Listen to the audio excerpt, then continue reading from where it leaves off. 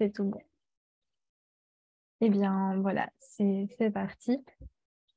Donc, comme je vous le disais, on est sur un webinaire de lancement. Donc, ça veut simplement dire qu'on prend un petit temps ce soir pour pouvoir se rencontrer, en tout cas entre quelques-uns d'entre nous participants à ce défi qui pourront être disponibles ce soir.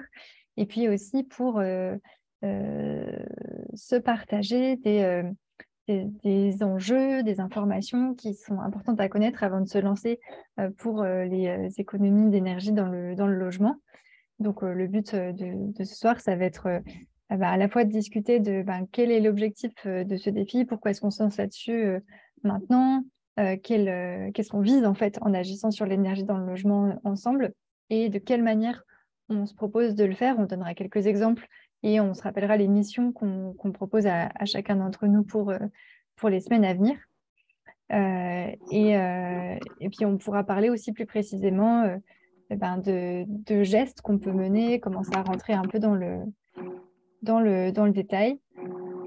On aura aussi un petit témoignage de Delphine qui nous parlera, elle, de son expérience, de comment ça s'est passé pour elle quand elle a voulu vraiment s'engager dans des actions de réduction des consommations d'énergie chez elle. En gros, c'est ça l'essentiel de notre programme aujourd'hui.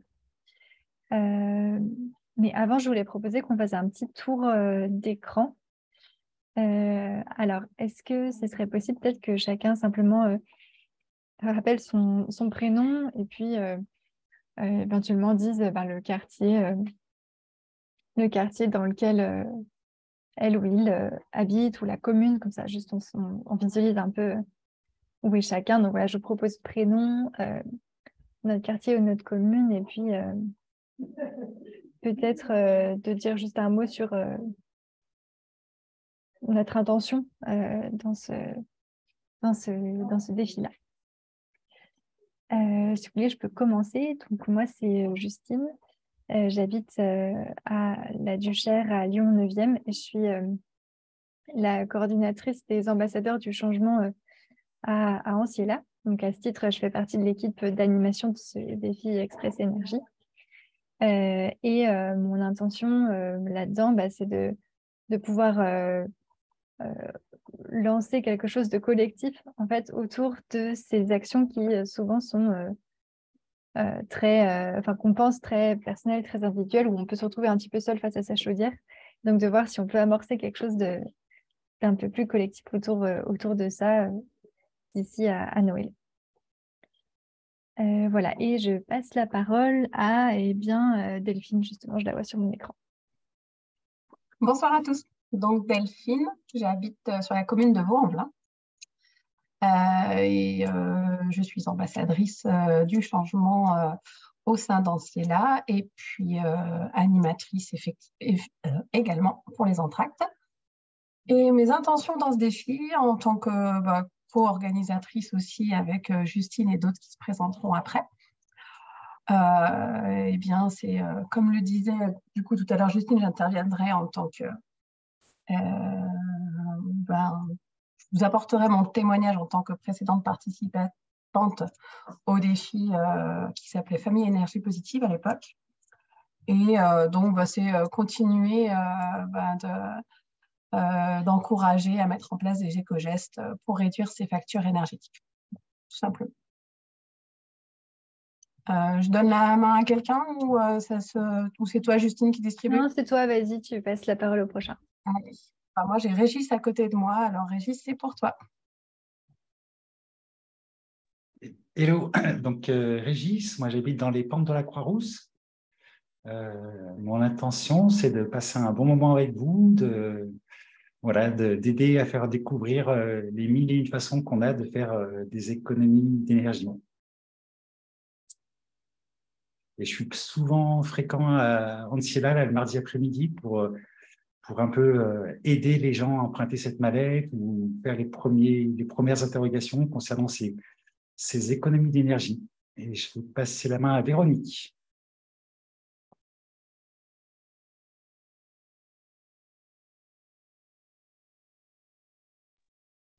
Qui n'a pas réactivé son micro? Ça y est, ça y est. Ah voilà, super. Ça y est. Bonjour, donc moi c'est Véronique, j'habite à Oulin. Donc moi ce qui m'intéresse, c'est de continuer à pratiquer ces éco-gestes. Il me semble que j'en fais déjà pas mal, mais je ne connais pas cette mallette. Je pense que j'ai encore plein de choses à apprendre avec vous et je suis contente. Je voulais faire partie de la famille du groupe des filles énergie positive. Je ne m'étais pas inscrite, donc je suis contente de faire partie d'un groupe et de travailler autour de ça avec vous. Voilà. Alors, je passe la parole à Eva. Bonsoir, je m'appelle Eva. J'habite à Dauphiné-la-Cassagne et je m'occupe aussi du programme Ambassadeur du changement à Anciela. Et j'aimerais moi aussi avoir plus d'informations pour savoir si je fais les bons gestes et pouvoir les partager autour de moi.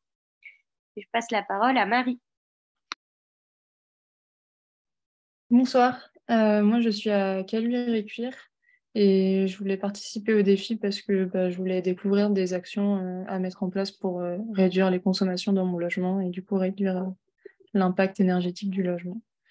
Et je passe la parole à Natacha.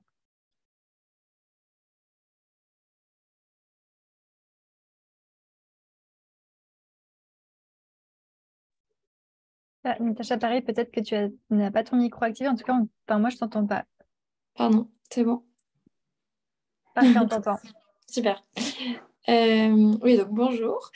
Je fais aussi partie des ambassadeurs d'Anciela et j'aide à construire les différents défis, et notamment ce défi sur l'énergie. Donc, j'ai grand plaisir de découvrir et faire découvrir tous les éco-gestes qu'on peut mettre en place. Et je passe la parole, qui n'a pas parlé, Karine, je crois. Eh ben oui, du coup Karine, donc moi j'habite dans le 3e, du côté de la place Guichard. Et donc je suis là pour apprendre aussi ces éco-gestes et puis pourquoi pas les impulser autour de moi pour ceux qui ne connaîtraient pas. Voilà. Et alors, est-ce qu'il y a d'autres personnes qui n'ont pas parlé? Fabrice, je crois, en a pas parlé. Bonsoir à tous. Eh bien, Fabrice, alors moi j'habite à Miribel et à Lyon 7, on va dire à mi-temps. Voilà, donc 2 lieux de résidence. Une grande envie c'est un peu mes premiers pas, on va dire, autour des éco-gestes et fortement envie de partager ça avec la famille, les amis, les collègues de travail, la copro dans laquelle j'habite, une copro de maison individuelle. Et donc, du coup, voilà, plein de motivation pour démarrer cette aventure avec vous. Merci. Et alors, l'idée, c'était que tu puisses essayer de passer la parole à quelqu'un qui ne se serait pas présenté encore. Et que j'aurais raté? Alors, sauf si on... Alors, dans la famille éco-geste, je voudrais... Il y a Caroline Nash, je crois, qui n'a pas parlé. Oui, bonsoir. Bonsoir à tout le monde. Oui, je m'appelle Caroline et j'habite à Dardy. Oui, j'ai simplement envie d'apprendre. Je ne sais pas beaucoup de choses par rapport à ce sujet. Je suis plutôt lancée par rapport aux déchets, réduction des déchets. Alors, c'est un nouveau terrain pour moi. J'aimerais bien apprendre et après partager aussi. Super. Alors, est-ce qu'il nous manque quelqu'un? Moi, je n'ai pas parlé. Ah oui, tout à fait. Merci de m'aider parce que c'est vrai que c'est dur de voir qui est là.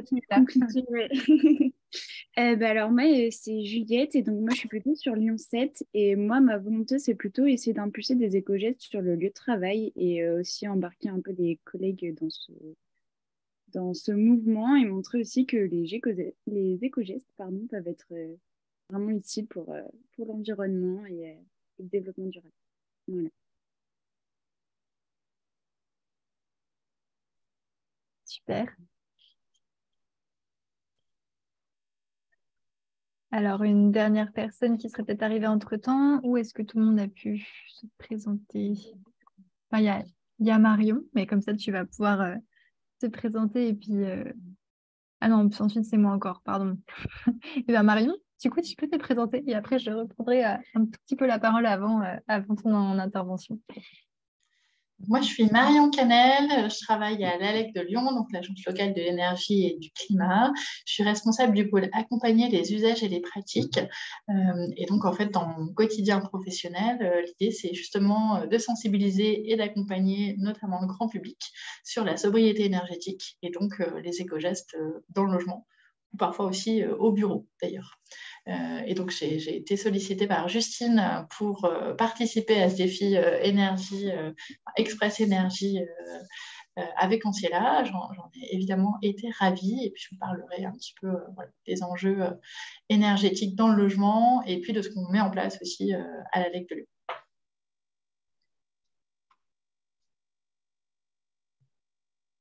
Alors, donc, je vois qu'il y a Michel qui est arrivé. Est-ce que Michel, tu veux en profiter pour te présenter? On était en train de juste finir à l'instant le tour de présentation. D'accord. Comme d'habitude, je suis pas en avance. Je sais pas. Moi, je suis Michel, donc je suis Anciela depuis 1 an. J'ai participé au défi de l'an dernier et puis ce mois-ci, je m'intéresse au défi de la sobriété énergétique. Voilà, donc je suis tout oui et donc plein de curiosité pour la suite des événements. Super. Alors justement, pour la suite des événements, un petit mot donc sur ce qui nous amène ensemble dans ce défi. Alors, il y a pour nous la raison pour laquelle on a voulu lancer ce défi Énergie Express, c'est... Ah, il y a peut-être... Carolina, tu n'as pas coupé ton micro. Si tu peux le couper. Merci beaucoup. Il y a à la fois deux choses, il y a deux choses principales qui nous ont poussé à lancer ce défi autour de l'énergie. D'une part, il y a le fait que l'énergie, en particulier l'énergie dans nos logements, ça reste un des leviers à notre portée pour relever le défi du climat, qui est vraiment le défi prioritaire qu'on a à relever à notre époque. C'est le premier élément de contexte. Et le deuxième élément de contexte, c'est qu'on a dans la région lyonnaise des acteurs comme l'ALEC et des dispositifs comme le défi Déclic Énergie qui permettent de vraiment agir sur ce levier-là et de pouvoir mesurer et arriver à des résultats. Donc, on a en fait à la fois un grand enjeu à agir et à la fois des outils qui sont à notre disposition pour le faire. Donc, on a eu envie de lancer quelque chose pour faire mieux connaître les outils, pour faire mieux connaître les actions qui sont possibles et qu'on puisse ensemble se lancer. Le défi s'appelle Express parce que l'hiver est en train d'arriver, comme on le sent tous. Et donc, c'est un peu un moment intéressant. Je ne sais pas si c'est le bon moment, parce que c'est toujours chouette de se questionner sur ces questions en particulier, mais c'est un moment où on peut se dire tout ce que je peux mettre en place maintenant, avant l'arrivée de plus grand froid, ça me sera très utile, en tout cas si on parle de chauffage, ça me sera très utile quand le froid sera bien installé.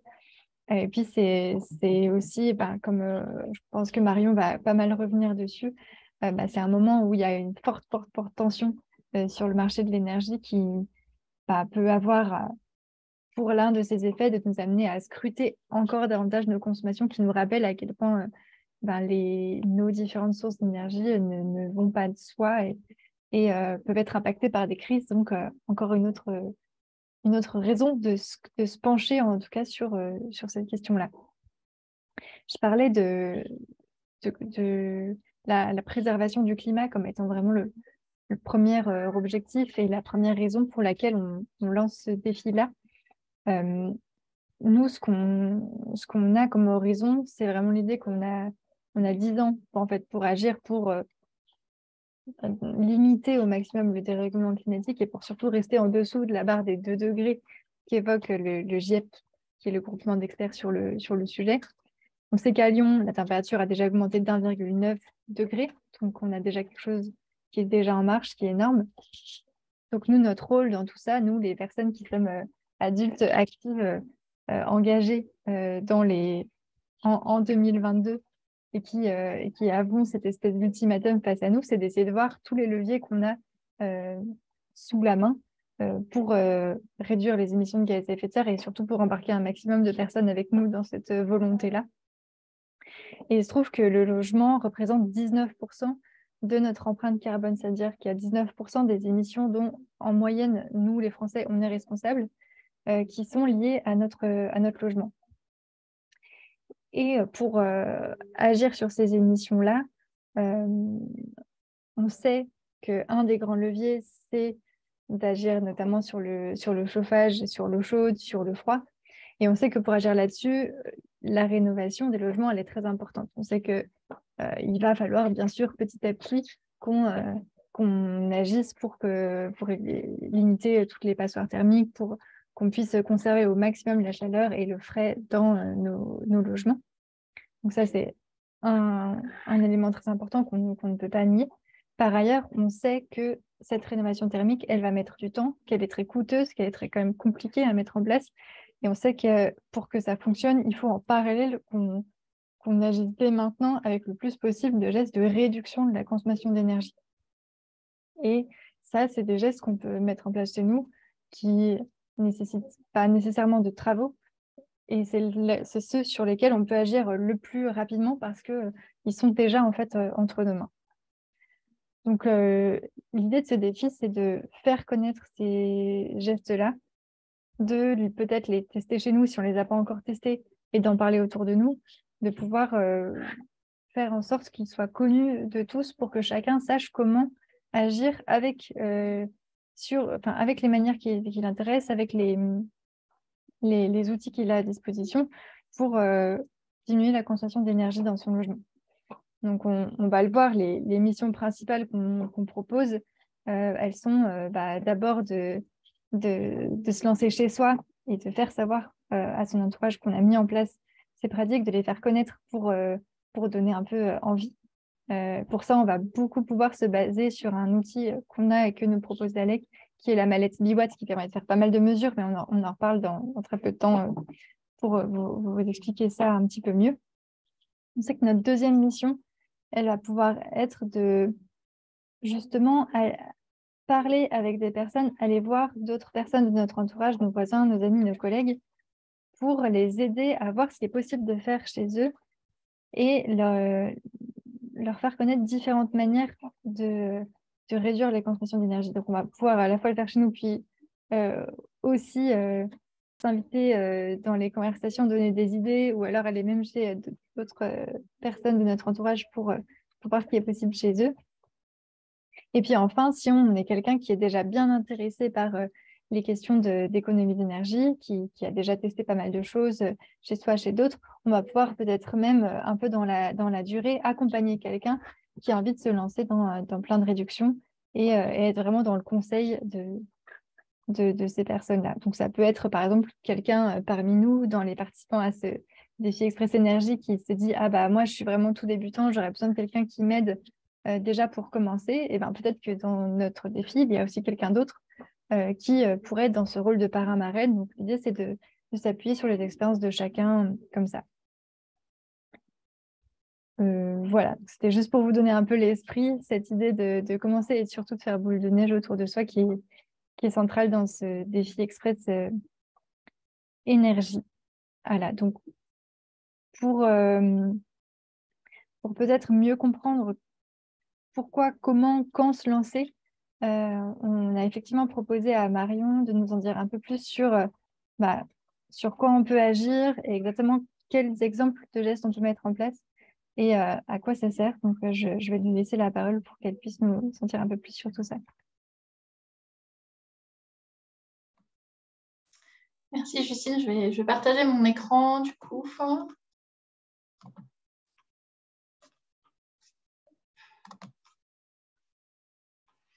Ça doit être normalement visible pour tout le monde. Je dis juste un tout petit mot sur l'ALEC pour ceux qui éventuellement ne nous connaîtraient pas. Donc, l'ALEC Lyon a été fondée en 2000 à l'initiative du Grand Lyon. On intervient sur toutes les communes de la métropole de Lyon avec l'objectif d'œuvrer à la fois pour la sobriété énergétique, pour la construction ou la réhabilitation de bâtiments performants d'un point de vue énergétique, donc sur toute la rénovation énergétique des logements, et aussi pour le développement des énergies renouvelables. On travaille à la fois auprès des décideurs publics, auprès des professionnels et auprès du grand public. J'en dis pas plus. Pourquoi est-ce qu'on parle beaucoup d'énergie dans le logement, notamment à l'ALEC? C'est parce que quand on regarde les consommations d'énergie en France, le logement, ça fait partie d'un des plus gros consommateurs d'énergie. Le premier, en fait, ce sont les transports, si on prend la question des carburants. Et puis ensuite, c'est donc le secteur résidentiel, c'est quasiment 29% des consommations d'énergie en France. Et si on ajoute à ça le bureau, on est finalement à 45% des consommations d'énergie qui sont issues des bâtiments. Donc, c'est effectivement un poste très important et avec des marges de manœuvre pour réduire ces consommations d'énergie. Comme on l'a dit, comme Justine l'a dit tout à l'heure, c'est aujourd'hui à peu près 19% de nos émissions de gaz à effet de serre en France en moyenne pour un ménage, pour une personne, pour un Français moyen. Donc, c'est effectivement assez significatif. À cette crise, à cet élément assez structurel, voilà, et cet enjeu évidemment climatique très fort, s'ajoute une crise énergétique actuellement, avec depuis 2020 en fait une crise de la production nucléaire et des baisses assez fortes de la production. Notamment parce que la crise sanitaire a retardé en fait les plannings de travaux et de maintenance du parc nucléaire. Ensuite, parce qu'on a eu des tensions sur les chaînes d'approvisionnement au niveau mondial qui ne nous ont pas aidés, les conséquences de la guerre en Ukraine qui font que voilà, on avait beaucoup de questions sur l'approvisionnement en gaz, et puis on a aujourd'hui des anomalies en fait, qui ont été détectées sur certains réacteurs nucléaires français. Tout ça nous amène en fait à une disponibilité de notre parc nucléaire qui est plus faible, et puis voilà, à des gros questionnements sur l'approvisionnement en gaz, même si aujourd'hui avec le gaz naturel liquéfié, on a réussi à remplir nos stocks de façon satisfaisante, de façon même plutôt importante, puisqu'ils sont remplis à plus de 90%. Et si on regarde un petit peu les derniers travaux de RTE sur la disponibilité du réseau, on voit aujourd'hui qu'on est donc voilà, sur la partie, la courbe rouge et la courbe bleue. Donc ça, c'est la disponibilité probable de notre parc nucléaire. Et on voit en fait que la courbe grise, qui est là-haut, c'était ce qu'on avait traditionnellement depuis 10 ans. Donc on est nettement en dessous. Voilà. Et donc ces perspectives-là viennent d'être réactualisées. Et donc ce qui est envisagé aujourd'hui par RTE, c'est qu'a priori, sur la production d'énergie, compte tenu de la demande actuelle, ça devrait à peu près bien se passer en novembre, ça devrait à peu près bien se passer en décembre. Par contre, reste quand même un vrai risque, notamment sur le mois de janvier, où on sait qu'on aura des retards dans les travaux de maintenance sur le parc nucléaire, donc une moindre disponibilité. Et si on se retrouve en fait sur un hiver particulièrement froid, ce dont on n'est pas certain, on peut avoir des problèmes de disponibilité. Voilà. Donc, on a aussi ces enjeux plus conjoncturels, on va dire, qui se rajoutent cette année et qui fait qu'on parle beaucoup, évidemment, de sobriété.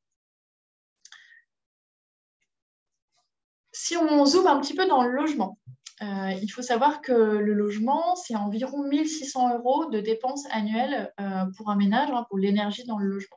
Ce sont des chiffres qui datent de 2021, donc avec la hausse des prix de l'énergie, c'est probablement un peu plus aujourd'hui. Donc c'est quand même un gros poste de dépenses. Et s'il y a un chiffre à retenir sur les postes énergivores finalement dans le logement, le premier, c'est le chauffage, c'est 66% de nos consommations d'énergie. Donc c'est évidemment le sujet majeur et celui sur lequel on va essayer de centrer au maximum nos éco-gestes. Reste qu'ensuite, on a quand même les 17% ici qui sont liés à tout ce qui est l'électricité spécifique, donc c'est-à-dire tous nos appareils électroménagers, le multimédia, le numérique, voilà, tout ce qu'on branche, tout ce qui va fonctionner en fait sur de l'électricité.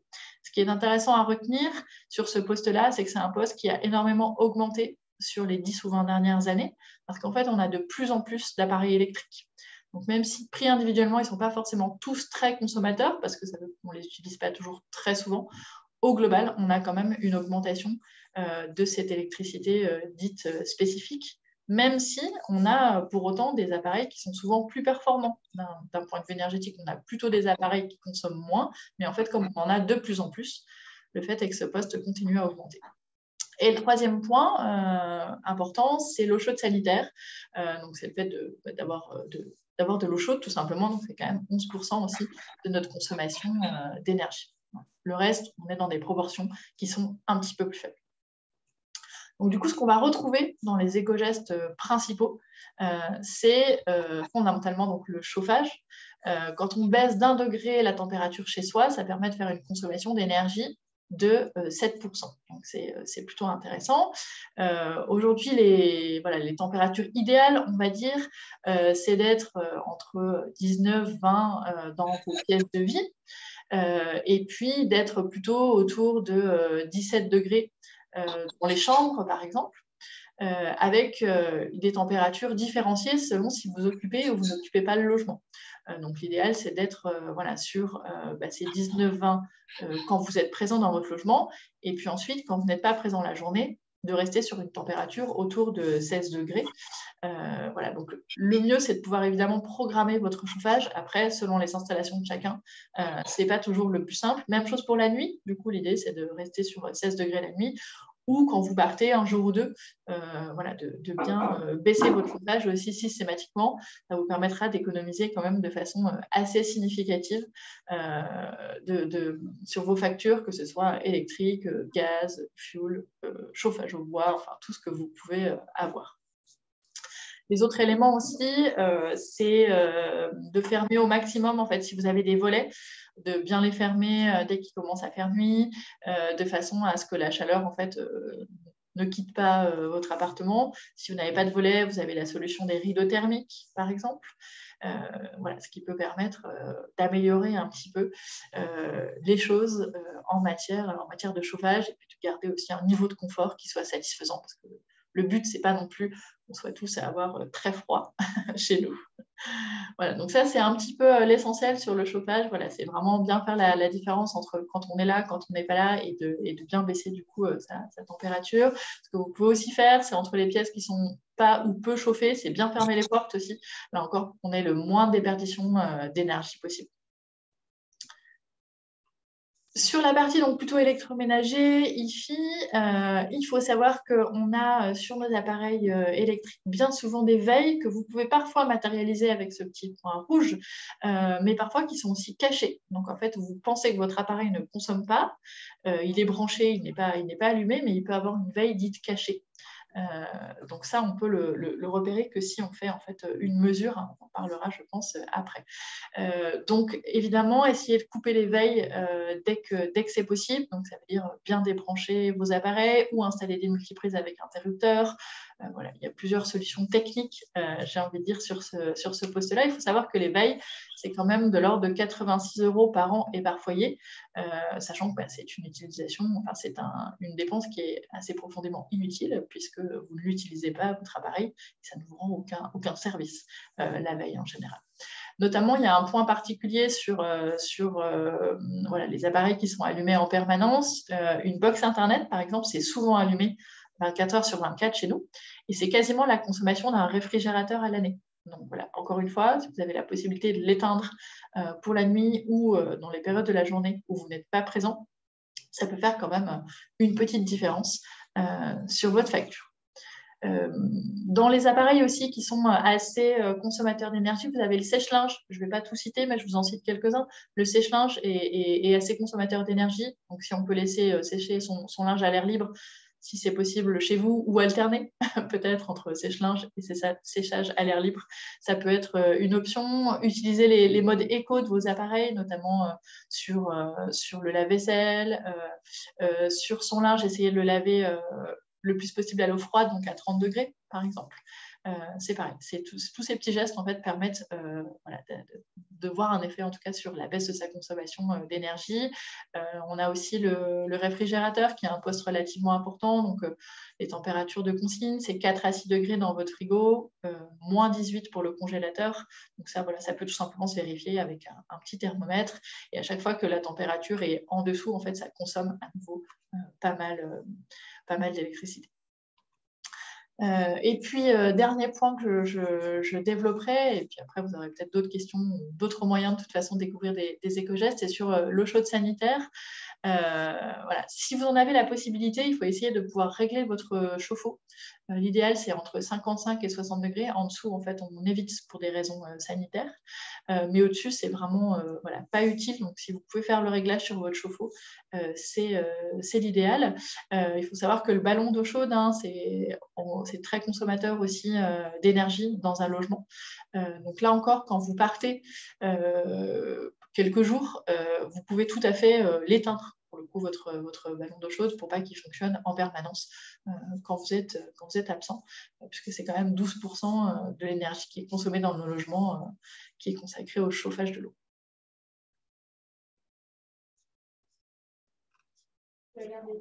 Tu as fini ton intervention sur les éco-gestes, c'est ça? C'est ça. Ça marche. Merci beaucoup à toi, c'est déjà très éclairant. Alors, je vous ai pas parlé de comment ça se passait pour les échanges et les prises de parole dans ce petit temps. Je vous propose deux choses. Déjà, donc à la fin, un peu de ce qu'on a prévu de vous dire avec Marion, on a prévu un grand temps un grand temps. En tout cas, quand même suffisamment de temps pour discuter un peu des projets de chacun. Mais par contre, si vous avez des questions, des choses que vous n'avez pas tout à fait comprises ou des précisions à demander dès maintenant sur ce que vient de présenter Marion, ou alors sur le contexte que moi j'ai évoqué et sur le défi ce que j'ai évoqué sur le défi tout à l'heure, n'hésitez pas à les poser maintenant, parce que parfois c'est quand même mieux de préciser les choses tout de suite. Est-ce qu'il y a des questions éventuellement, des demandes de précision ou des choses qui vous brûlent les lèvres? Oui. Est-ce que vous avez des données sur l'utilisation de la climatisation? Parce qu'on en parle peu, mais j'imagine que on va l'utiliser, on risque de l'utiliser de plus en plus. Et je me demandais au niveau conso, parce qu'on parle beaucoup du chauffage, mais pas de la clim. Alors effectivement, là j'avais plutôt axé la présentation sur l'hiver, mais la clim, alors ça dépend de l'équipement dont on dispose. Si on est sur une clim fixe, on va être sur 4 à 500 kWh annuels. Donc, ça fait partie clairement des appareils les plus énergivores. Et si on est sur une clim mobile, on va être à quasiment le double. On va être à 8 à 900 kWh consommés par une clim mobile, qui souvent est un peu moins utilisée en nombre de jours, mais en fait, ce sont des appareils qui consomment énormément. Donc, c'est effectivement très, très important. Pour vous donner un ordre d'idée, un frigo à l'année, c'est plutôt de l'ordre de 300 kWh. Donc, on est au-delà d'un frigo, on va être entre le sèche-linge, on va dire, qui est un des appareils les plus énergivores, et le chauffage.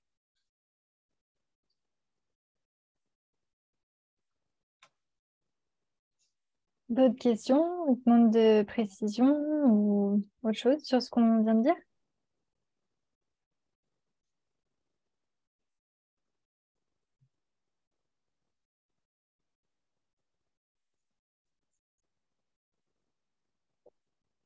Bon, j'ai l'impression que pour l'instant, ça va. Si vous voulez, on continue, et puis surtout, n'hésitez pas à vous noter au passage un peu, vous, ce que vous aimeriez commencer à faire, de commencer à vous projeter un peu sur ce que vous voudriez lancer. Comme ça, vous pourrez l'évoquer en fait juste à la fin. On pourra commencer à en discuter un petit peu pour nous faciliter la tâche. Alors, donc voilà, ça c'était quelques exemples d'éco-gestes, et aussi bien sûr le rappel de pourquoi tout ça est important, qui me semble absolument nécessaire. L'idée pour nous maintenant, c'était donc de préciser un peu dans le cadre de ce défi Express Énergie comment on pensait vous proposer de mobiliser ces éco-gestes, quelles sont au final les idées d'action qu'on vous propose pour vous lancer dans ces économies d'énergie, dans cette chasse aux consommations d'énergie inutiles, et pour aussi quelles sont les manières, quelles sont les actions en fait que vous pouvez faire pour essayer de faire bouger votre entourage là-dessus. Donc, effectivement, vous l'aurez compris, l'idée pour nous, c'est toujours d'être dans cette dualité entre ce qu'on fait chez soi et comment on diffuse ça autour de nous, parce qu'on sait qu'on a besoin de pas seulement être des centaines ou un millier à mener ces actions-là, on sait qu'on a besoin que toutes les personnes de la métropole de Lyon et de ses environs puissent avoir une meilleure idée de ce qu'ils consomment et de comment le gérer chez soi. C'est à la fois un enjeu de confort et un enjeu climatique primordial. Du coup, le but de ce défi, c'est vraiment de se dire, OK, qu'est-ce que je fais chez moi, qu'est-ce que j'essaye, et surtout, comment je vais pouvoir aller provoquer la conversation là-dessus, comment je vais pouvoir mettre des astuces, des outils au service d'autres personnes autour de moi qui peut-être ont aussi ces mêmes types de réflexions, mais qui attendent en fait des solutions pour se mettre en route. Nous, ce qu'on observe à Anciella, c'est qu'en fait, il y a énormément de personnes qui ont envie d'agir quand on échange avec des personnes autour de nous, quand on voit le nombre de personnes qui viennent en tout cas nous voir aussi à Anciella, on se rend compte que énormément de personnes sont mues par la même inquiétude sur les enjeux climatiques, sur la question de la préservation de la biodiversité, sur tout ce qui touche à l'écologie. Par contre, ce qui manque pour agir, c'est souvent des solutions concrètes. Donc, l'idée, c'est de voir comment est-ce qu'on peut aussi, nous, être cette personne qui va amener des solutions concrètes à notre entourage. Je crois que donc, Natacha, à son initiative, nous avons commencé un guide des participants au défi qui donne de manière un peu plus complète ces propositions d'action qu'on vous fait. Mais on voulait vous donner quelques exemples ce soir. Je ne sais pas si tu as envie de commencer, Natacha. Oui, je peux. Oui, l'idée, c'est déjà de tester un peu les différents éco-gestes qu'on a pu vous montrer, prendre connaissance peut-être aussi d'autres. Enfin, je sais qu'il y a le guide des 100 éco-gestes, donc pas forcément aller lire les 100, mais en tout cas, aller piocher dans quelques-uns pour les tester. Et ensuite, derrière, vous pouvez par exemple suivre votre consommation ou vos factures d'énergie et voir voir l'impact. Ce qui est assez bien avec ce défi, c'est que vous pouvez rapidement voir l'impact des éco-gestes que vous mettez en place. Une autre action possible qui est super chouette, c'est qu'actuellement, à Antiella, on a 3 mallettes biwatt à emprunter. Donc, il y a une des mallettes qui est disponible toute l'année. Donc, même si dans le cadre de ce défi, vous n'avez pas le temps, il n'y a pas de souci. Vous pourriez aussi l'emprunter plus tard. Mais en tout cas, là, actuellement, il y en a 3 Antiella et je pense qu'on peut aussi en emprunter à l'ALEC, si je ne dis pas de bêtises. Et donc, ça permet de vraiment mesurer vos différentes consommations. Et vous pouvez en plus avoir un entretien, je pense. Enfin, l'ALEC présentera mieux que moi, mais un entretien individualisé pour vous permettre de voir quelles actions vous pouvez mettre en place chez vous. Du coup, c'est très personnalisé. Et il y aura aussi le défi déclic qui va commencer juste derrière notre défi express. Et donc, on vous invite à vous inscrire, éventuellement rejoindre une équipe d'Antiella. Donc, c'est les équipes qui commencent par DEA, défi express Antiella. Pour l'instant, on en a une Lyon 3, Lyon 7 et une du côté de Villeurbanne. Vous pouvez aussi donc inciter, l'idée c'est aussi surtout d'inciter autour de soi ce que vous pouvez, les éco-gestes à mettre en place. Donc peut-être ça peut être autour d'un café avec un ami, de dire écoute, moi j'ai testé l'écomousseur, j'en suis content, ou j'ai réduit mon chauffage, j'ai vraiment vu ma facture d'électricité ou de gaz qui a baissé. Vous pouvez aussi prendre la mallette Biwatt et l'amener par exemple chez un voisin pour faire le diagnostic avec lui. C'est une autre idée d'action. On va aussi dans les outils, on va vous proposer un mail type que vous allez pouvoir envoyer, par exemple, à vos collègues, mais aussi à vos amis, à votre famille, pour inciter les personnes à s'inscrire au défi Déclic. Donc, voilà, c'est une autre idée d'action assez concrète. Donc, on voit déjà qu'il y a plein de choses différentes à mettre en place. Et puis, pour aller encore plus loin de ce défi, vous pouvez aussi aider les personnes à faire évoluer leur consommation tout au long de cet hiver, notamment en constituant votre propre équipe Déclic dans votre quartier ou avec vos amis, et d'animer donc cette équipe. Et si vraiment vous connaissez bien tous les éco-gestes, que vous connaissez bien ce sujet, on vous propose aussi peut-être de devenir parrain ou marraine pour aider les équipes du défi ou même autour de vous, et vraiment d'aider les personnes qui s'y connaissent un peu moins et d'amener toute votre expertise sur ce sujet sur le temps du défi. Merci Justine, tu veux ajouter écoute, je crois que tu as tout dit. Effectivement, pour en dire un petit peu plus sur le lien entre ce qu'on propose nous et comment on s'appuie sur ce que propose l'Agence locale de l'énergie et du climat, l'idée en fait, c'est de rendre le plus clair possible, déjà entre nous, les participants de ce soir, tous ceux qui vont nous regarder en visio après, et ensuite de rendre ça clair aussi pour les personnes qu'on va rencontrer par ailleurs. L'idée, c'est de faire comprendre quels sont les outils qu'on a pour agir sur les économies d'énergie.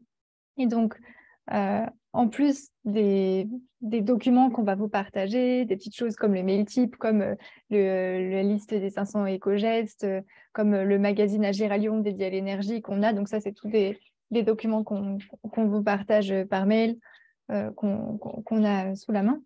Il y a aussi d'autres choses qui sont proposées donc, par l'ALEC, par l'Agence locale de l'énergie et du climat, que sont d'une part la mallette Biwatt, et que Marie m'a montré sur une slide, mais moi je l'avais pris sous la main pour le montrer à l'écran, ce qui en fait rend vachement moins bien.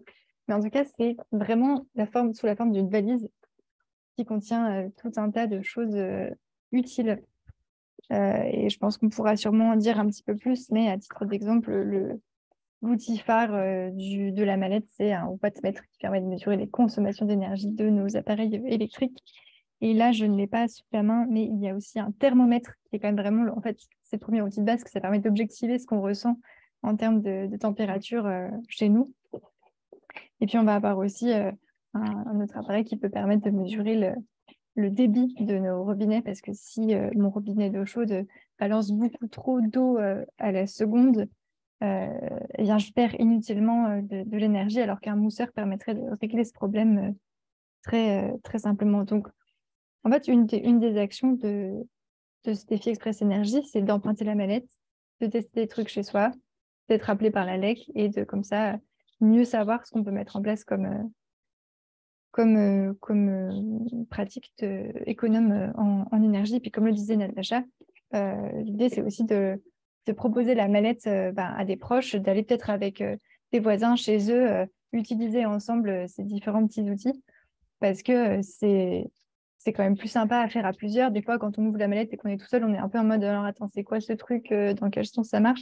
Alors qu'à deux, ça rend le moment un petit peu plus fun et puis on se dépatouille un petit peu mieux, on se motive, voilà. Ah, regarde, ça fait combien? Ah oui, t'as vu cet appareil en veille, il consomme quand même. Ah, celui-ci, il consomme pas, donc c'est pas grave, pas la peine de t'embêter à mettre une multiprise là, il n'y a pas trop d'enjeux.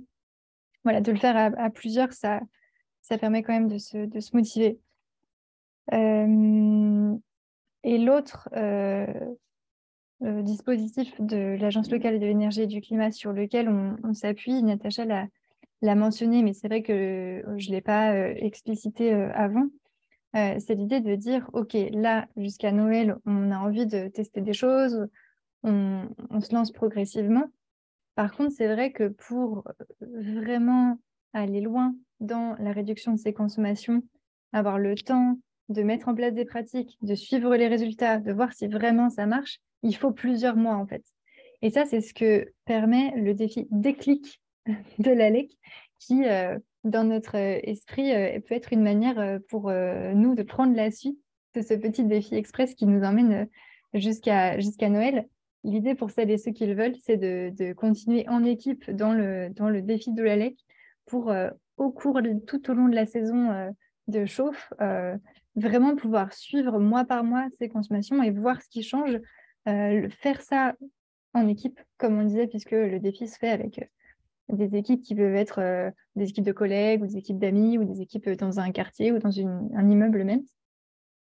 Et voilà, ça permet de maintenir en fait aussi cette motivation sur plusieurs mois parce que si on se dit tout seul, bon, bah allez, je m'y mets, toutes les semaines, je regarde ma consommation, on peut perdre un peu cette envie. Alors que là, bah, en groupe, avec aussi un peu ce côté de savoir aussi comment ça avance dans les autres groupes et pas de se comparer, mais en tout cas de lancer le défi entre nous, ça permet d'aller un petit peu plus loin que tout seul. Voilà, donc ça c'était pour vous expliquer l'articulation entre ce moment qu'on passe là à échanger et les dispositifs qui sont à notre disposition préparés par l'ALEC. Justement, là-dessus, Marion, peut-être parce que j'ai parlé un petit peu du défi, mais il y a sûrement davantage de choses à dire, peut-être pour reposer un petit peu les bases. N'hésite pas à nous en dire un peu plus, comme ça on saura ce qu'il en est si on a envie de rejoindre une équipe ou d'en créer une. Merci Justine. Alors effectivement sur le défi, on est sur un défi, donc le défi déclic, énergie et eau. Il va démarrer le 15 décembre et il va jusqu'au 30 avril. Donc effectivement, c'est un défi plutôt au long cours.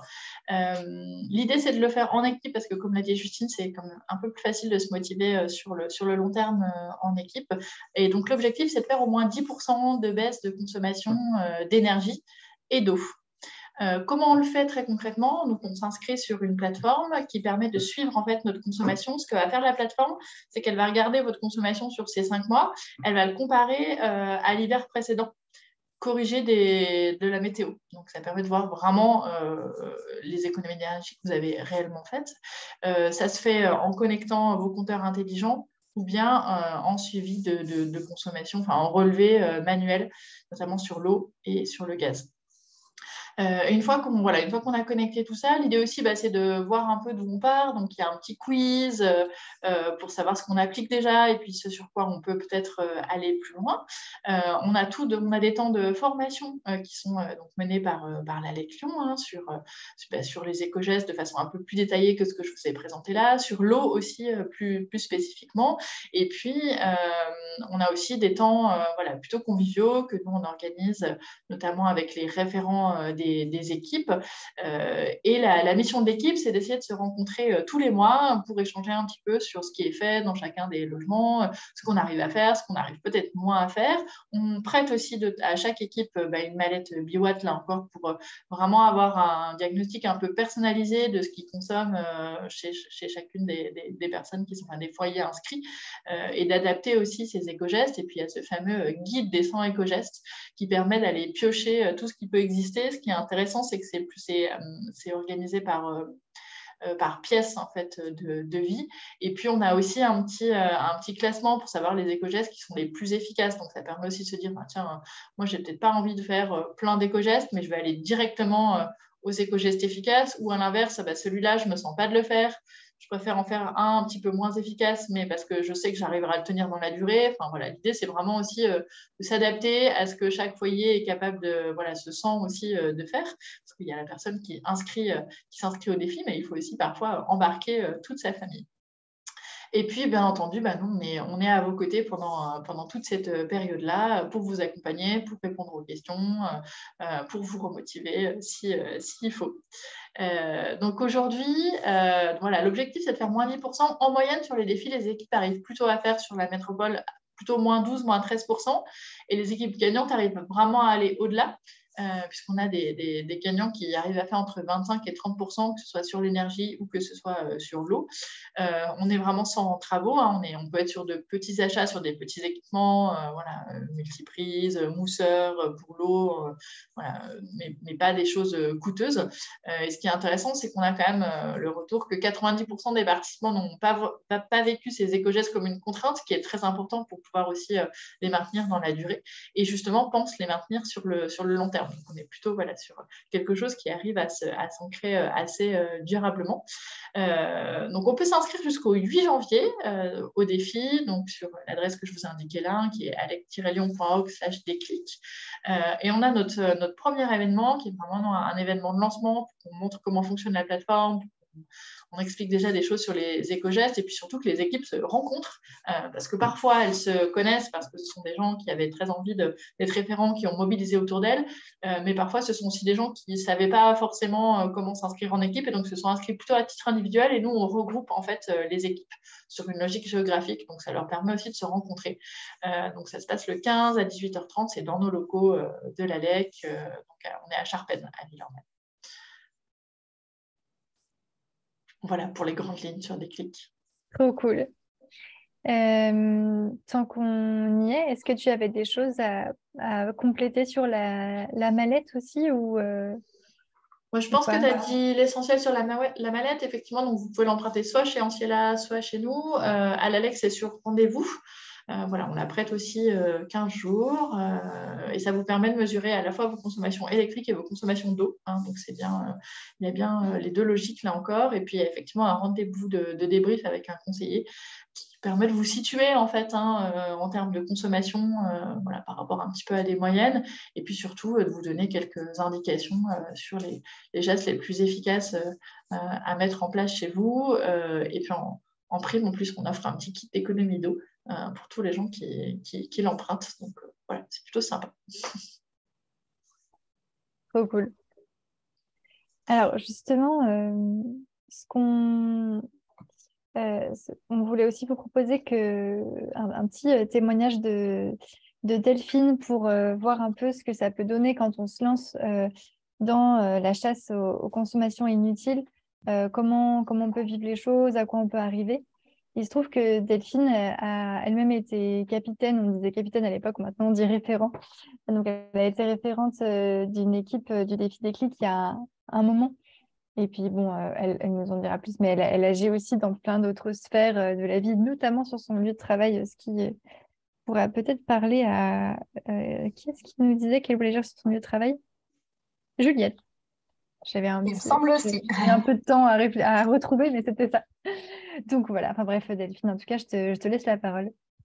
Merci Justine. Et d'ailleurs, il n'y a pas que le nom capitaine qui était différent à l'époque, c'était aussi le nom du défi qui s'appelait Famille à énergie positive, parce que j'ai fait partie de l'édition 2016-2017.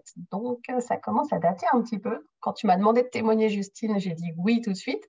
Par contre, je me suis dit, ça serait intéressant de retrouver mes chiffres. Ça, c'était autre chose. Mais c'était quand même trouvé. Seule l'équipe. On y viendra à la fin. Déjà, ce que j'ai gardé en mémoire, par contre, ce que je n'ai pas besoin d'aller retrouver dans mes notes ou dans mes mails, c'est surtout le côté convivial de l'exercice, de se retrouver au sein d'une équipe. Alors moi, pour ma part, c'était une équipe de ma commune et je ne connaissais personne d'autre du coup dans l'équipe. Donc, c'est une initiative de ma commune de monter une équipe et qui allait faire du démarchage pour aller récupérer des familles. Donc, je me suis retrouvée là-dedans avec grand intérêt. Les ambitions de chacun, elles étaient différentes d'ailleurs au départ sur les personnes qui ont souhaité se lancer dans le défi. Il y avait aussi bien des personnes qui souhaitaient faire en premier lieu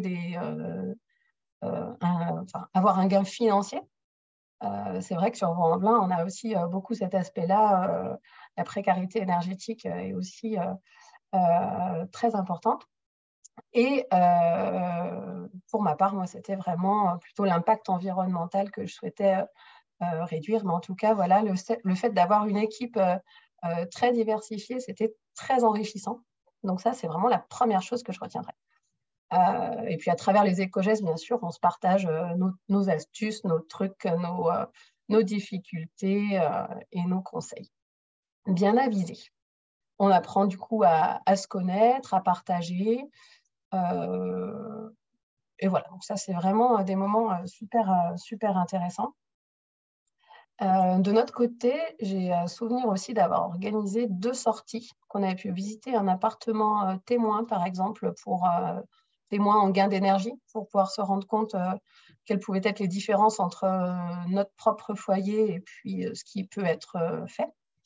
Et on a rencontré un architecte bioclimatique également qui, sur son lieu de travail, avait mis en place plein de... Alors, éco-gestes ou mesures du coup physiques, on est plus sur les mesures travaux, là, celles qui ne sont pas forcément l'objet du défi, mais se rendre compte du gain que ça pouvait avoir sur notre impact énergétique.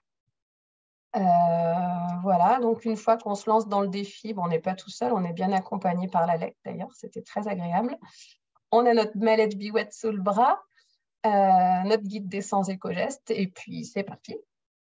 Je me suis fait une petite liste des éco-gestes que j'ai trouvés pour commencer le plus efficace. Donc, c'était l'impact sur le chauffage, comme vous l'aviez si bien dit avant. C'est une de nos grandes dépenses, une grosse part de nos dépenses énergétiques. Et du coup, le fait de programmer son chauffage, de le régler à une température de consigne, donc je crois que j'ai dû rester sur les conseils qui étaient donnés à l'époque. Ils n'ont pas l'air d'avoir changé dans ce que tu as dit, Marion, juste avant. Le 19 degrés et le 16 degrés lorsqu'on est absent. Bien programmer les plages horaires en fonction de son temps de présence, ou si on est absent le week-end, tout ça, ça a un impact visible assez vite. Bon, il faut attendre effectivement peut-être 1 mois, comme aussi tu le disais, Justine. Voilà, on peut le voir tout de suite, mais c'est la facture du mois, quand elle tombe, là on fait « Ah ouais, c'était pas la même chose ». Donc, ça se voit assez vite, ce point-là. L'éco-geste le plus inattendu, bon là aussi, Marion, tu l'as dit, mais c'était bien les veilles cachées, les appareils électriques qui sont tous branchés par défaut déjà sur leur prise. Donc, maintenant, la maison, elle est blindée de multiprises avec le petit bouton on-off. Et on débranche sinon nos appareils quand c'est possible.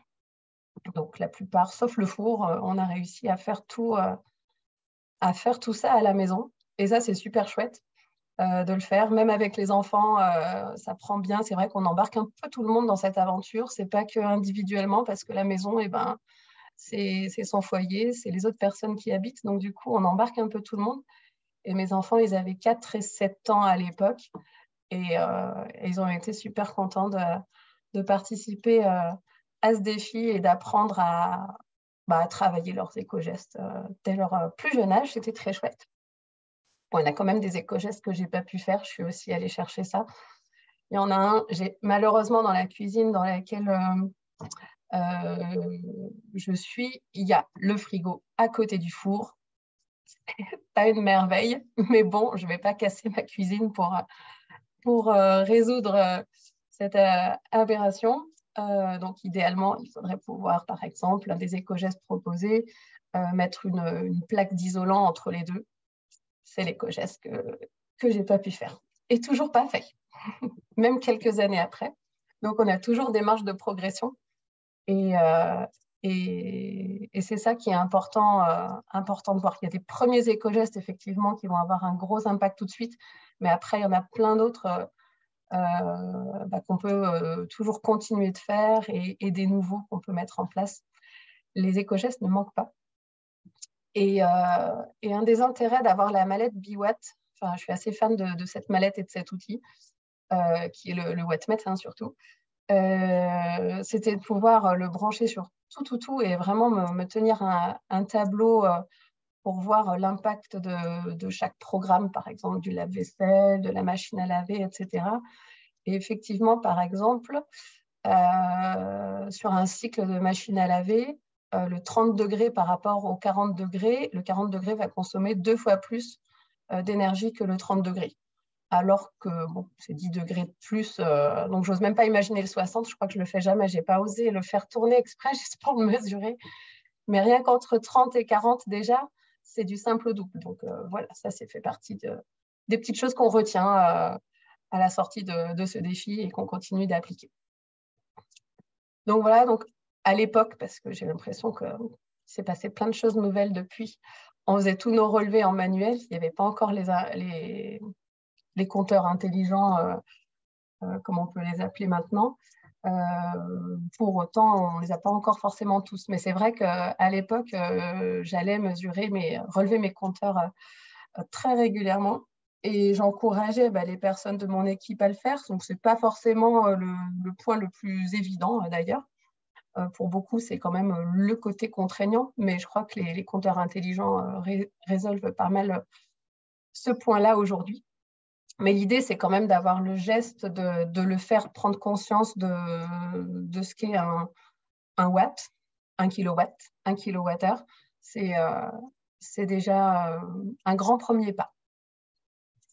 Voilà, quoi d'autre? Eh bien, les résultats de notre équipe au bout des 5 mois d'hiver, on va dire. 5 mois, c'est un peu plus que de l'hiver, mais on a réussi à faire moins 15% sur l'énergie et moins 26% sur l'eau. Donc, on était super fiers de nos résultats, même si en route, on avait perdu quand même quelques personnes en route qui avaient commencé le défi et qui ne sont pas allées jusqu'au bout.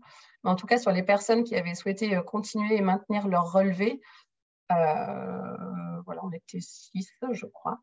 On est arrivé à des résultats super satisfaisant. Donc voilà, j'aurais bien aimé que ce défi, justement, pour rebondir sur ce que demandait la question de Natacha tout à l'heure, j'aurais bien aimé continuer ce type de défi sur une période estivale aussi. Même si, bon, à la maison, on n'a pas forcément la clim, mais il y a aussi d'autres éco-gestes qui peuvent apparaître sur cette période-là et j'aurais trouvé intéressant de faire ça sur d'autres moments, notamment, par exemple, plutôt au bureau. Pour cette question-là, ça aurait été intéressant de pouvoir se challenger sur une période estivale. Voilà.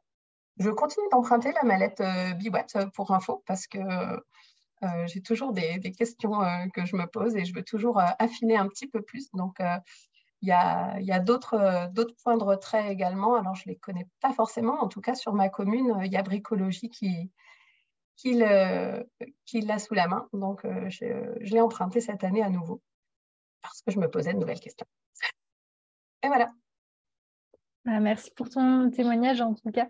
Oui, je trouve que c'est ça qui est chouette au final, c'est que comme le disait un peu Agnès dans les commentaires, moi, j'avais quand même pas mal cette idée que, en fait, quand tu fais déjà des choses un peu genre, ça sert à rien de faire le défi des clics ou ça sert à rien de se mettre à fond dans un programme de réduction de sa consommation.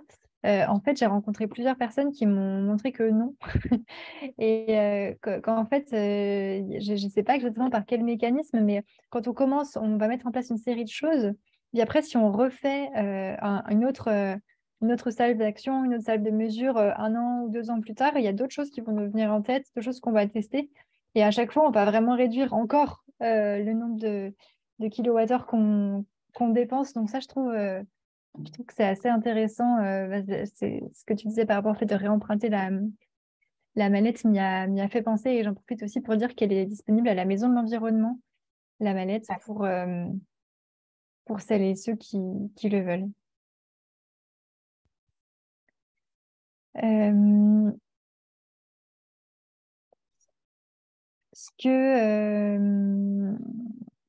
Je ne sais plus ce que je voulais partager là. Alors, il y avait l'idée donc de se dire un peu ce qui est possible en termes d'économie d'énergie. Marion, est-ce que toi, tu avais envie de rebondir sur le témoignage de Delphine ou sur le commentaire d'Agnès? Effectivement, sur ce que tu disais, c'est qu'il y a parfois on a l'impression d'être déjà bon, ce qui peut être le cas, hein. Mais c'est vrai que le fait de mesurer, le fait de suivre sa conso, puis le fait d'avoir tout le panel des 100 éco-gestes, on se rend compte parfois qu'on peut aller un petit peu plus loin. Et en fait, c'est un retour qu'on a quand même fréquemment sur le défi de gens qui pensaient être déjà pas trop mauvais. Et voilà, ils font peut-être pas moins 30%, mais ils arrivent quand même à continuer à baisser leur consommation. Donc ça, c'est plutôt intéressant. D'ailleurs, voilà, le défi se gagne parce qu'on a baissé sa consommation. Hein, ça dépend on ne mesure pas d'où les gens partent. L'idée, c'est vraiment le chemin, pour le coup, de baisse de consommation. Donc ça, c'est plutôt intéressant. C'est vrai que la mallette, elle permet de visualiser plein de choses parce qu'un watt, 1 kilowattheure, c'est pas très parlant. Donc voilà, ça permet de vraiment s'adapter aussi à son propre logement. Et puis effectivement, on fait tout pour rendre ça un petit peu sympa parce que mesurer ses consommations chez soi, c'est pas forcément hyper sympa. Mais du coup, de le faire en équipe, voilà, avec des gens qu'on peut rencontrer régulièrement, c'est bien ça aussi. L'idée globale du défi. On a souvent le cas, effectivement, comme Delphine, d'équipes qui arrivent à aller encore plus loin sur l'eau. Probablement parce que sur l'eau, on a aussi pas mal de marge de manœuvre. Et puis en fait, sur l'eau, on peut gagner très facilement avec des petits équipements pour le coup. Donc voilà, si vous avez l'impression d'être déjà très bon sur l'énergie, peut-être que c'est sur l'eau, vous pourrez y arriver ou vice-versa. On a aussi la diversité des sujets. Alors effectivement, on ne le fait pas l'été. Cette année, on a fait un défi eau au mois de juin. Voilà, je ne sais pas si c'est quelque chose qu'on reproduira, mais il est possible qu'on ait d'autres formats plus tardivement. Voilà, donc peut-être avant qu'on passe à un temps un peu plus informel sur les projets de chacun, un petit rappel pour conclure un peu sur les infos utiles d'aujourd'hui. Donc là, les prochaines étapes pour nous tous, c'est de commencer à agir sur le niveau qui nous parle, hein, soit d'abord directement chez nous, soit en commençant à essayer d'embarquer du monde avec nous dans ces différents défis. Il y a un temps fort, comme on l'évoquait, le 5 décembre, qui est un atelier où on va pouvoir se retrouver pour ceux qui souhaitent et peuvent se déplacer au local d'Anciela pour voir plus concrètement où en est chacun, qu'est-ce qu'on peut faire des démonstrations avec la mallette Biwatt, répondre vraiment aux questions et prendre des temps sur chaque cas personnel. Parler aussi des petits aménagements qu'on peut faire un peu plus en pratique, hein, parler de boudins de porte, de rideaux, parler de trucs, de panneaux réflecteurs derrière les radiateurs, enfin toutes ces choses-là, on pourra les évoquer, voir les proposer en démonstration si on a de quoi d'ici là. Entre maintenant et le 5 décembre, vous avez à votre disposition donc tout un tas de ressources qui sont disponibles sur le site Agir à Lyon. Je vous ai envoyé un mail avec une page en fait d'outils. Donc là, vous retrouvez un lien vers notre groupe WhatsApp pour celles et ceux qui le veulent, l'affiche du défi énergie que vous pouvez mettre dans votre immeuble ou dans votre salle de pause pour vos collègues, avec un petit espace vide pour dire qui vous êtes et pourquoi vous posez ça. Ça marche vachement mieux que si vous n'annotez pas. Il faut toujours annoter les affiches. Avec aussi très vite le guide du participant au défi qu'on est en train de finaliser, qui est quasiment prêt là, avec vraiment le rappel des chiffres et de vos missions. Donc voilà, cette page avec tous vos outils. Au local d'Anciela et aux différents endroits qu'on a mentionnés, vous trouverez la mallette. Vous trouverez aussi au local cet exemplaire de notre magazine mensuel que vous pouvez utiliser comme outil de mobilisation ou pour ouvrir la conversation sur les questions d'énergie. On vous le propose gratuitement, exceptionnellement. Il y avait cette petite conversation parallèle sur le chat avec Agnès où on se disait comment pas être l'écolo relou. Des fois, en fait, ne pas être l'écolo relou, c'est offrir quelque chose. C'est dire, ah, j'ai lu ça, c'était vachement intéressant. Si tu veux, tu peux me l'emprunter. Enfin, voilà. En fait, on multiplie un petit peu les supports pour que vous puissiez trouver celui qui va vous permettre d'engager la conversation, que ce soit l'affiche, que ce soit le magazine, que ce soit le guide des éco-gestes. C'est comme vous voulez. L'affiche sera aussi, effectivement, Delphine, imprimée au local d'Anciela. Pour l'instant, j'ai que la version A4, mais à partir de jeudi, j'aurai la version A3. Et on vous accueille, comme on l'a mentionné lors de nos temps d'accueil, tous les mardis entre 16h et 19h30. On a un temps dédié, vraiment une permanence Biwatt. Mais sinon, vous pouvez aussi venir en journée entre 9h30 et 18h30 ou nous appeler pour convenir d'un rendez-vous. Mais c'est notamment Régis qui tient cette petite permanence. Est-ce que tu veux nous dire en quoi ça consiste, Régis, en quelques mots? La permanence, c'est pour se motiver à prendre la mallette et puis pour aussi réimaginer sa consommation d'énergie d'une façon un peu différente. Et puis, je trouve que le support oral, c'est quand même beaucoup plus agréable. Là, je vois quand je viens et que des personnes posent une petite question, en fait, on arrive facilement à parler 1 heure ou 2 heures sans du tout s'arracher les cheveux. Et les personnes, elles repartent avec une connaissance. Il y a un nouveau petit outil qu'on a aussi ici aujourd'hui, c'est le sachet mesureur de débit, qui est un peu moins engageant que la mallette, et puis avec lequel on a un petit concept d'ambassadeur. On va pouvoir le donner à son voisin et lui dire, si ça ne t'intéresse pas, tu le remets dans ma boîte aux lettres, tu mesures tes débits, et puis s'il faut, on sera une petite commande groupée de réducteurs de débit mousseurs. Et ça, donc, c'est disponible au local. On a 50 sachets à venir utiliser et partager avec ses voisins. Eh bien, merci de nous avoir raconté ce qui se passe pendant ces temps d'accueil. Comme vous le voyez, Régis est d'ailleurs actuellement toujours au local d'Anciela parce que c'était aujourd'hui le temps d'accueil d'Anciela, donc la petite permanence. Voilà, donc en gros, je nous ai rappelé un peu les outils à disposition, les prochains rendez-vous. Est-ce que j'ai oublié quelque chose?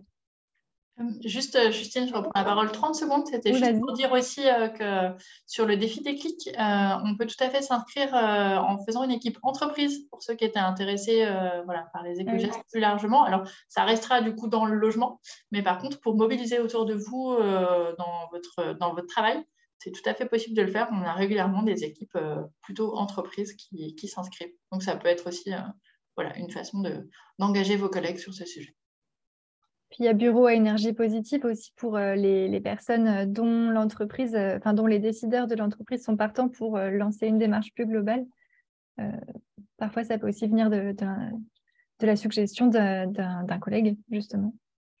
Oui, effectivement, on a d'autres formats d'intervention possibles en entreprise que je ne détaillerai pas ici, mais en tout cas, on accompagne aussi les entreprises et leurs salariés, vraiment spécifiquement là, dans leur bureau par d'autres biais. Carrément. Ok, bon. Alors, en tout cas, nous, on a partagé l'essentiel des informations qu'on voulait partager.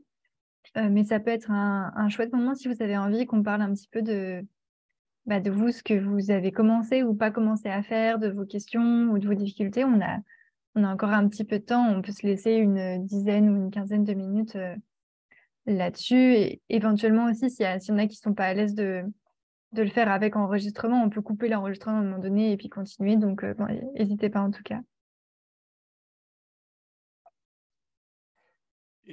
C'est Fabrice, là, je voulais juste intervenir et poser la question autour des bonnes pratiques. Alors, il y en a une liste qui a été définie là, dans le document qui nous a été transmis.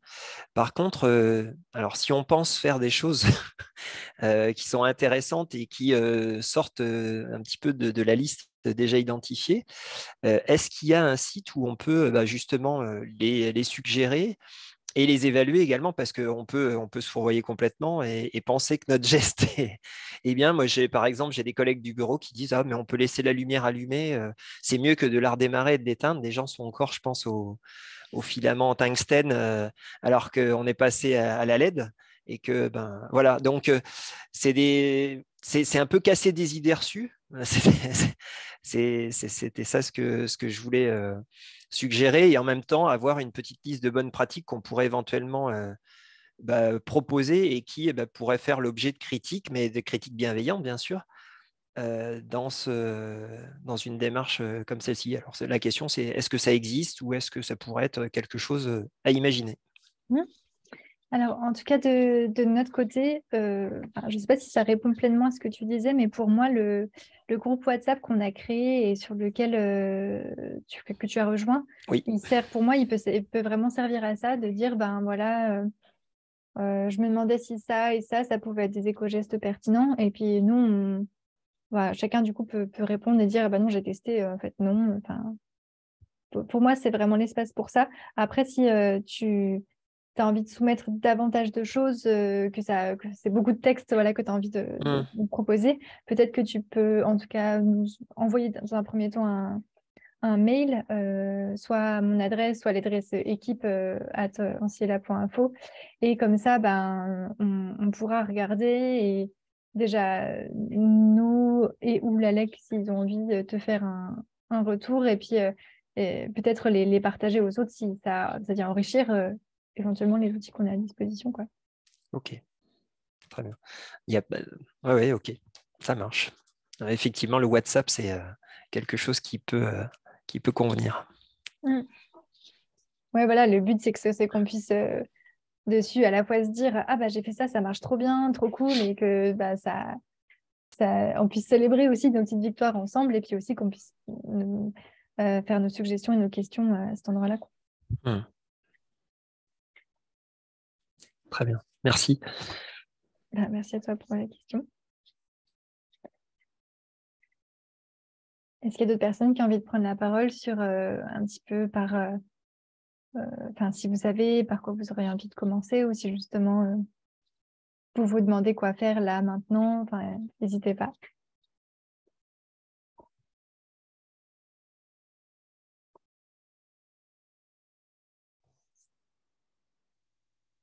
J'ai une question sur les radiateurs. Parce que c'est vrai que j'essaye quand je mets le chauffage, de le mettre plutôt dans le salon et du coup de le couper dans notre chambre. Sauf que comme j'ai un thermostat qui est commun pour toutes les pièces, le seul moyen pour pas que ça fonctionne dans la chambre, c'est d'éteindre le radiateur dans la chambre. Et on m'avait dit que c'était pas très bon pour le radiateur. Du coup, je voulais savoir ce qu'il en était réellement. Là, je passe la parole à quelqu'un d'autre. Ouais. Je ne sais pas si si quelqu'un a la réponse d'ailleurs. Tu as c'est un chauffage électrique ou un chauffage au gaz? Non, c'est au gaz. C'est au gaz. C'est parce qu'effectivement, j'imagine que sur le chauffage au gaz, il faut qu'il y ait un circuit plutôt permanent, et il faut qu'il y ait il faut qu'il y en ait un qui fonctionne en fait en permanence de radiateur pour que le circuit tourne. Après, effectivement, quand on n'a pas forcément d'autres solutions pour arrêter, voilà. Normalement, avec une vanne thermostatique, on peut quand même baisser sur un côté, mais baisser par exemple dans la chambre, mais je ne sais pas si c'est ce que tu as. Je le baisse. Ouais, c'est ça, je le baisse au minimum, mais ou je l'arrête carrément, quoi. Mais je savais pas si. Le but, c'est pas de casser le radiateur non plus, donc. Natacha, oui. En fait, généralement, il faut au minimum un radiateur qui fonctionne. Et si tu es sur une installation monotube, effectivement, on peut t'avoir dit qu'il fallait qu'il y en ait plusieurs. Mais savoir si c'est en monotube ou pas, ça, je ne vais pas l'expliquer là maintenant en direct. Ouais, okay. Je fais une photo une balle du radiateur et je te dirai. Ok, c'est un sujet à creuser en tout cas. Prendre en photo.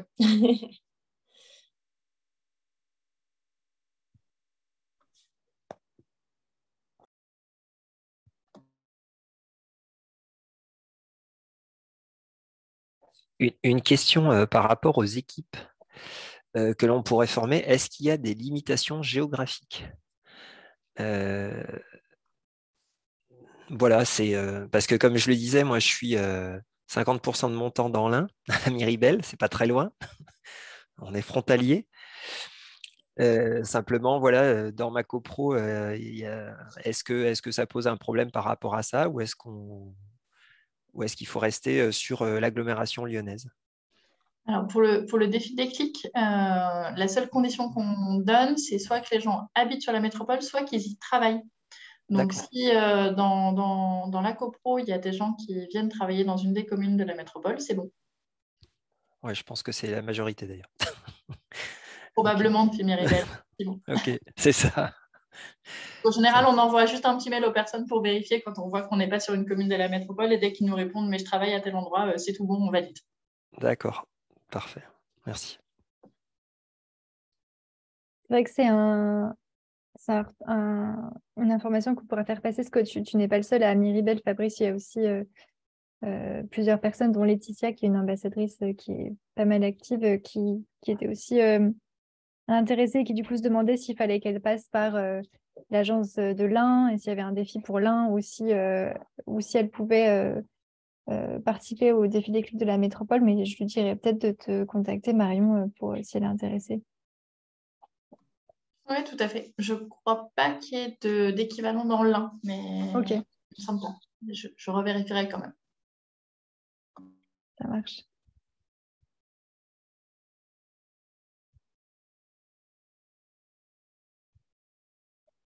Ce qu'on peut faire, c'est qu'on peut peut-être déjà arrêter l'enregistrement, Marion, comme ça fera un fichier moins long, moins lourd pour les personnes qui vont regarder après.